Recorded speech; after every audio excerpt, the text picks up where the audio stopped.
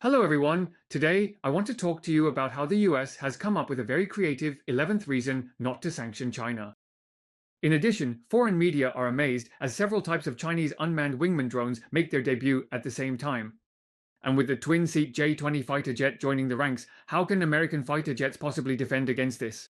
At the upcoming September 3rd military parade next month, China will, for the first time, publicly unveil its secretly developed collaborative combat aircraft. These are unmanned aircraft that operate alongside manned fighter jets, commonly known as unmanned wingmen or loyal wingmen.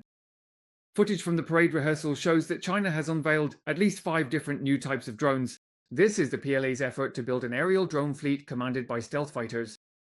American media have bluntly stated that China's rapid development has already rewritten the model for future air combat. According to the European military media outlet Army Recognition, these new drones, which will participate in the parade rehearsal, are transported by trucks and are very likely to soon be incorporated into the PLA's operational lineup. Among them is a model that resembles the FH-97 or Feihong 97 drone, which debuted at the 2011 Zhuhai Air Show. However, its wings are shorter and thicker, suggesting it may have a larger internal space. But what surprised the American media even more is that some of these new models don't even have corresponding counterparts in the US military's PowerPoint presentations. For example, there are 2 tailless improved delta-wing drones, one with a slender nose and both with wider fuselages. A comparison with the size of the transport trucks shows that they are larger than the Feihong 97, which suggests they may have even greater capabilities. The other 2 new designs are also tailless, but feature improved diamond-shaped delta wings. The Washington Post commented that these designs demonstrate China's clear pursuit of loyal wingman drones, which in the future could be used for land-based operations or carrier deployment, serving as escorts and vanguards for a new generation of fighter jets, further rewriting the rules of aerial combat. It is clear that the US loyal wingman program has already fallen behind China. According to the Washington Post, in comparison, the US loyal wingman program is still in the early experimental stage, with only 2 models currently capable of performing limited missions. Another major shortcoming of American 5th-generation fighter jets is the lack of a twin-seat design. In a twin-seat configuration, the front seat is for the pilot, while the rear seat is for the operator controlling the drone swarm. Without a twin-seat 5th-generation fighter, it is very difficult for American pilots to manage a large number of loyal wingman drones. If these loyal wingman drones are controlled from a command center, the distance from the front lines would cause delays, which is extremely disadvantageous for close-range, high-speed aerial combat. The Washington Post also noted that China's twin-seat J-20S fighter jet has already entered quasi-operational status and begun to be commissioned. It serves as an ideal airborne command platform, perfectly suited for the rear-seat pilot to direct and coordinate unmanned drones in combat. Leighton, a senior research fellow at the Royal United Services Institute, previously analyzed that China has already manufactured and test-flown several loyal wingman drones, aiming to have them operate in coordination with the twin-seat J-20. Loyal wingman drones offer China an opportunity to catch up with and surpass the US military. Tao Sa, an aerospace and defense analyst at investment group Agency Partners, estimates that it will take the militaries of major countries 5 or even 10 years to be able to deploy such loyal wingman drones.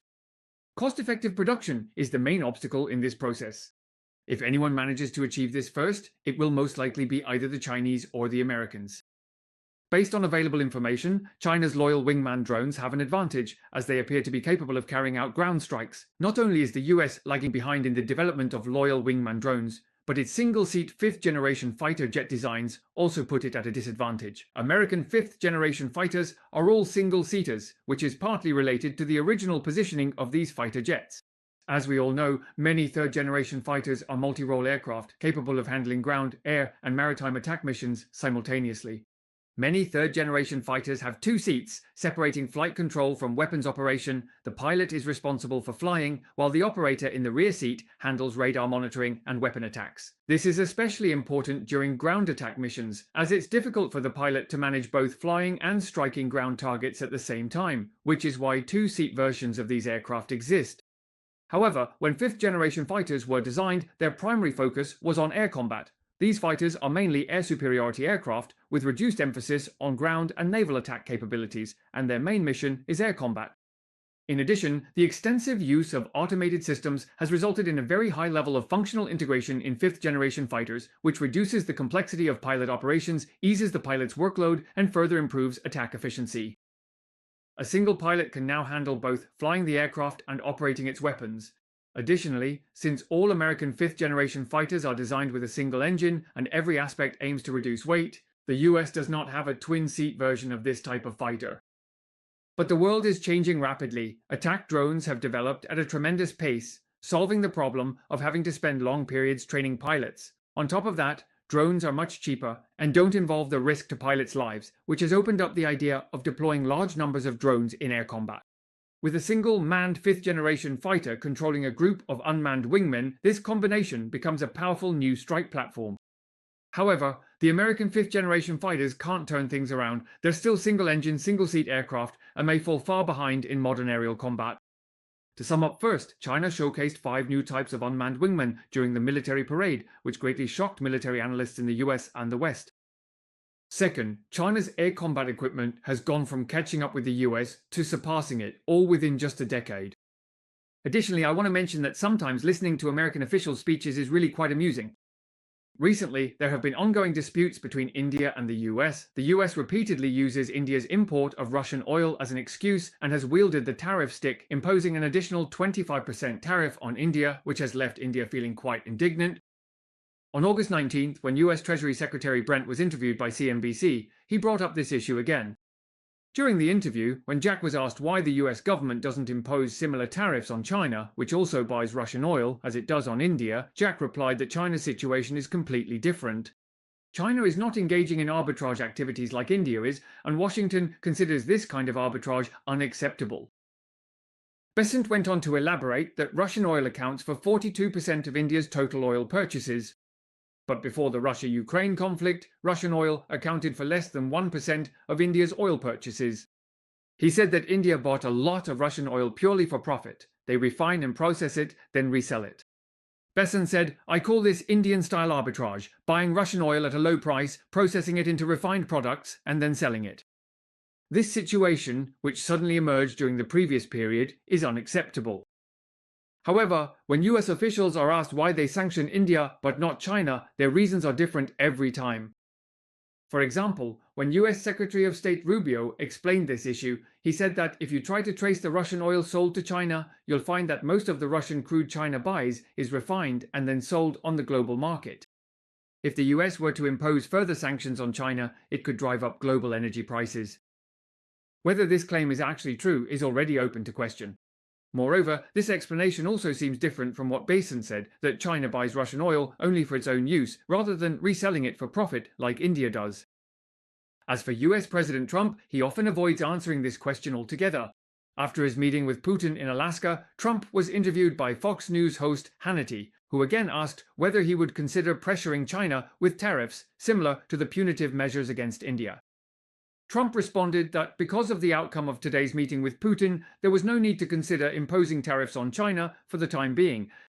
In fact, another reason Besant mentioned earlier is closer to reality. During the interview, he mentioned that Europe had suggested the United States sanction China for buying Russian oil and impose tariffs on China. Besant then told a story, saying that at a recent G7 meeting in Canada, someone brought up this issue. He looked around at all the leaders at the table and asked, "Is everyone here willing to impose secondary sanctions and tariffs on China?" He said that, as everyone knows, all the leaders just looked down at their shoes. In other words, no one dared to sanction China. The conclusion was that the US used India's purchase of Russian oil as a reason to impose a 25% tariff on India.